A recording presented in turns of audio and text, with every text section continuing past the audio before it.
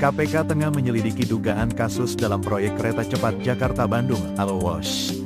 Prosesnya masih tahap awal, belum ada detail yang dibuka ke publik. Proyek WOS yang jadi kebanggaan transportasi Indonesia ini diharapkan tetap membawa manfaat besar bagi masyarakat.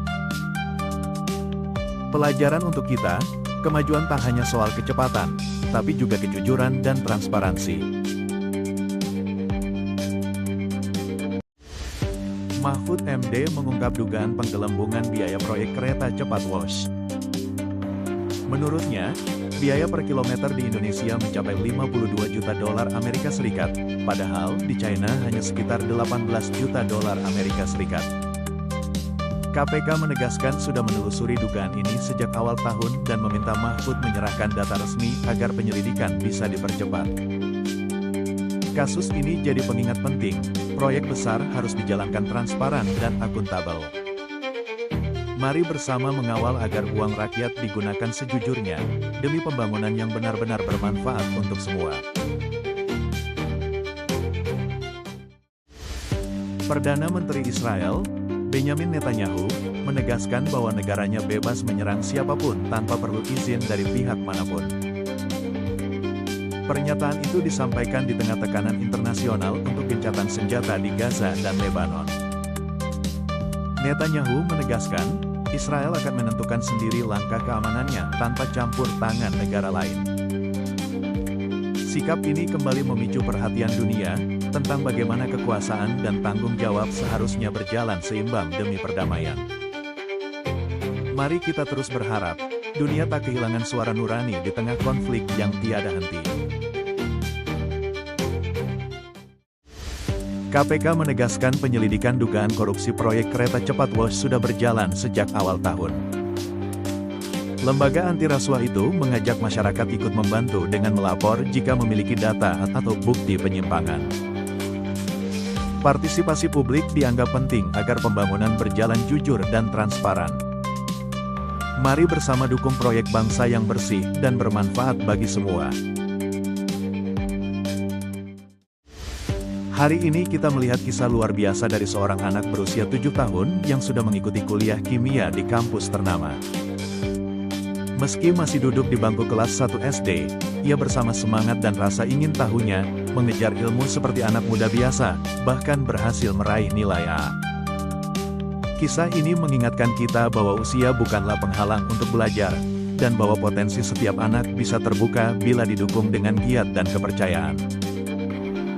Mari kita ambil pelajaran, ketika kita buka diri untuk belajar tanpa batasan, maka pintu kesempatan pun terbuka.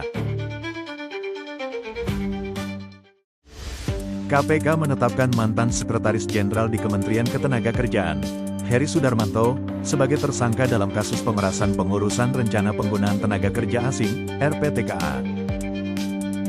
Kasus ini diduga terjadi selama tahun 2019 sampai tahun 2024 dan melibatkan dana hingga sekitar 53,7 miliar rupiah dari praktik pemerasan izin TKA.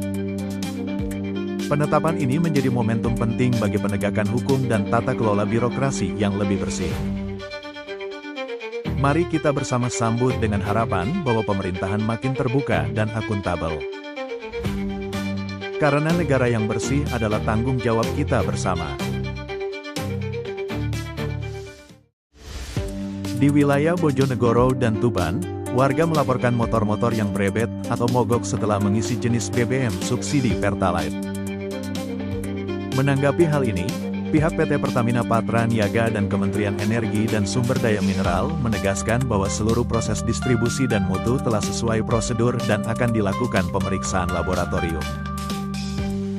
Ini menjadi pengingat bahwa kualitas pelayanan publik, termasuk bahan bakar rakyat, juga mencerminkan pembangunan yang adil dan berkelanjutan.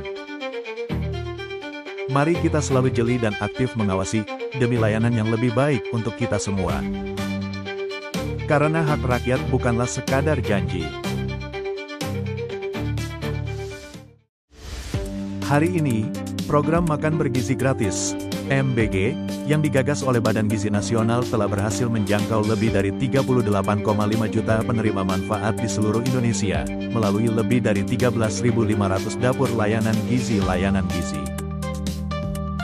Program ini bukan hanya membantu anak pelajar untuk mendapatkan makanan bergizi, tetapi juga menghidupkan ekonomi lokal, petani, UMKM, dan dapur lapangan ikut bergerak bersama. Pemerintah menetapkan target untuk menjangkau hingga 82,9 juta orang pada akhir 2025. Mari dukung dan jaga setiap sajian bergizi, karena investasi terbesar kita adalah generasi sehat.